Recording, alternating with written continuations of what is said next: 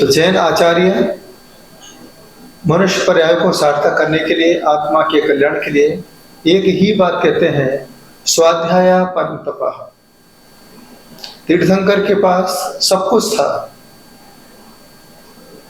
सारी व्यवस्थाएं थी, राज्य सुविधाएं थी, देव उनके लिए सारी व्यवस्थाएं कर रहे थे, फिर भी उन्होंने राज्य क्यों छोड़ा? क्या कारण था?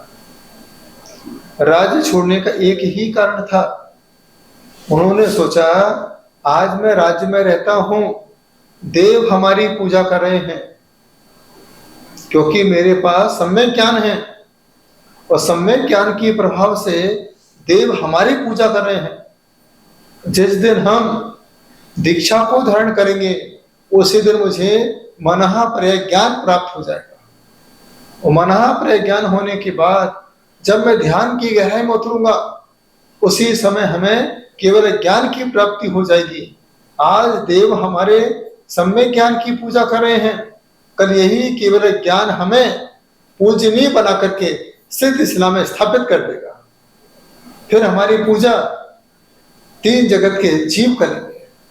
तो जैन आचार्य कितनी बड़ी बात कर रहे हैं कि घर में रहोगे तो जो पढ़े लिखे लोग हैं, जो आपने पढ़ाई की है, वही तुम्हारा सम्मान करेंगे।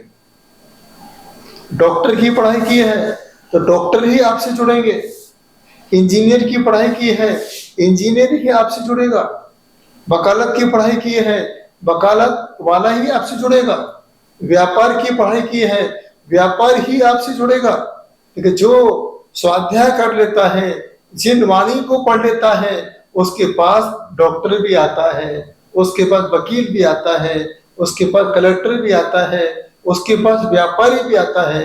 तो जो सम्यक ज्ञान से जुड़ गया, जो स्वाध्याय से जुड़ जाता है, हर व्यक्ति उसके सामने हाथ जोड़ करके बैठ जाता है। इसको कहते हैं सम्यक ज्ञान। अब स्वाध्याय कब करें और कब नहीं करें, इसका भी हमें नॉलेज होना चाहिए। तो आचार्य परमेश्वरी कहते हैं कि स्वाध्याय कब नहीं करना चाहिए, तो कहते हैं राजोपासका साधु नाम मरणे ग्रहणादि के परवर्ण्यपि न वाच्यम हो सिद्धांताचार पुस्तकम। राजा, प्रधान, श्रावक और साधु का मरण होने पर, राजा का मरण हो गया हो या कोई एक प्रधान व्यक्ति था उसका मरण हुआ हो, किसी श्रावक या साधु का मरण हुआ हो, ऐसे समय में या कोई पर्व का दिन है, जैसे अष्टानी का पर्व है, 10 रक्षण का पर्व है, उस समय सिद्धांत और आचार शास्त्र नहीं बसना चाहिए। कौन कह रहे हैं? जैन आचार्य। क्योंकि इस समय हमें दिमाग वाला कोई काम नहीं करना, उस समय हमें आत्म साधना के लिए आत्म ध्यान करना है। इसकी बात कहते हैं और कब नहीं करें, तो कहते हैं अगर गलत समय में स्वाध्याय करोगे तो क्या होगा? अमा पुनः गुरु हंति शिष्यम हंति चतुर्दशी उभयोरष्टमी हंति पाठ का नाशिनी।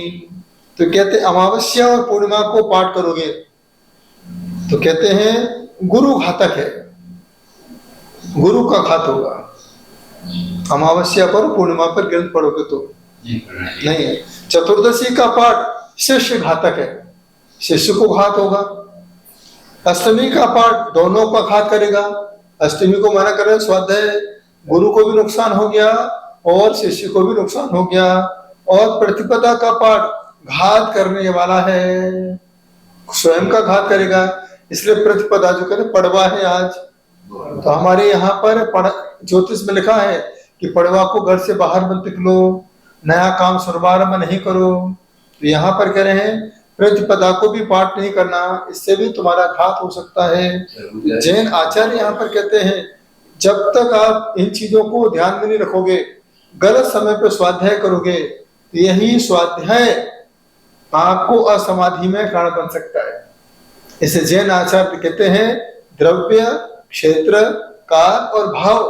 काल का भी ध्यान होना चाहिए कि हमें किस काल में क्या करना, मंदिर किस काल में जाना, भोजन किस काल में करना, सामयिक किस काल में करना, ग्राहक से बात किस काल में करना, स्वाध्याय के लिए कौन सा समय बताया है। कितने बजे सोना, ये हमारे जैन आचार्य ने पहले बता दिया है। इसको लेकर के चलोगे तो आपका आत्मा कल्याण हो जाएगा। तो यदि आपने कहा हम समय को नहीं मानते हैं, तो यह समय आपको भी नहीं मानेगा और समय से पहले ही अर्यंत नाम सत्य हो जाएगा। तो इसलिए जैन आचार्यों की बात को मान के रखोगे तो कल तुम्हें साक्षात जिनेंद्र भगवान के दर्शन हो जाएंगे। तो जैन आचार्यों की बात नहीं मानता है, उसका जीवन का समय सबसे बेकार होता है। यह जो समय आपके बीच में चल रहा है, अभी अप्रैल का महीना है, तेज गर्मी पड़ रही है। इसके बाद आपने देखा मुंबई में जैन मंदिर को कैसे तोड़ दिया। कैसे तोड़ा? क्योंकि आज के समय जहां पर धर्म ध्यान हो रहा है, वहां पर जो मिथ्या दृष्टि जीव हैं उन्हें पसंद नहीं आ रहा, उन्हें मिथ्या की चीजें पसंद आ रही हैं। लेकिन जो समय दृष्टि जीव है वह समय दृष्टि जीव धर्म को ही पसंद करता है।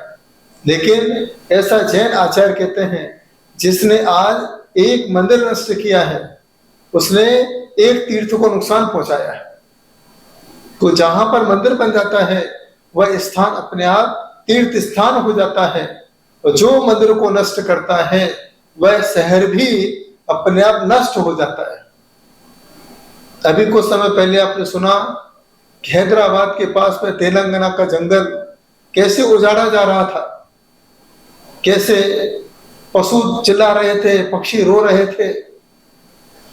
तो इसलिए इतनी तेज गर्मी पड़ रही है क्योंकि अगर हम किसी मूक प्राणी को मारेंगे, मूक प्राणी को सताएंगे, ये मान के चलना ये पूरा वातावरण चेंज हो जाएगा। और जब वातावरण चेंज हो जाएगा हमको चैन से जीने नहीं देगा, लोग खड़े खड़े गिर जाएंगे।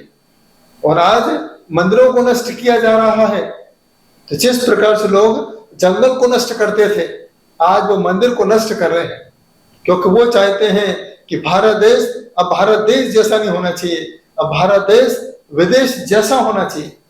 लेकिन जब हमारे देश में धर्म की गंगा बहती रहेगी, दुनिया की कोई ताकत इस देश को विदेश नहीं बना सकती है। हमारे देश में दूध की नदियां पहले बहती थी, आज भी दूध की नदियां बहती हैं। आप इस देश में शराब की नदियों को कभी नहीं बहा सकते हो। जब तक हमारे देश में अच्छे राजकारण में बैठे हुए नेता होंगे तब तक हमारे देश में शाकाहार और सदाचार, जिसने इस प्रकार से मंदिर को नष्ट करने का मन में भाव भी किया था, परमात्मा उसको नहीं छोड़ेगा। मैं तो चाहता हूं सत्ता में बैठने वाला भी उस रावण को ना छोड़े, उसको भी अच्छे से अच्छा पनिशमेंट मिले, जिससे कोई किसी प्रकार से मंदिर को क्षति ना पहुंचाए। तो ये गलत समय पर जो डिसीजन दिया जाता है, जो गलत काम किया जाता है, वह हमारे धर्म के लिए, राष्ट्र के लिए, समाज के लिए सबसे ज्यादा घातक साबित हो सकता है। जीवन में भावों को अपना अच्छा रखो, क्योंकि अपने भावों से किसी का बुरा नहीं होना चाहिए। जिस परमात्मा ने धरती पे भेजा है आज तुम उस परमात्मा का बुरा कर रहे हो, तो इस धरती पे आप कैसे रह पाओगे?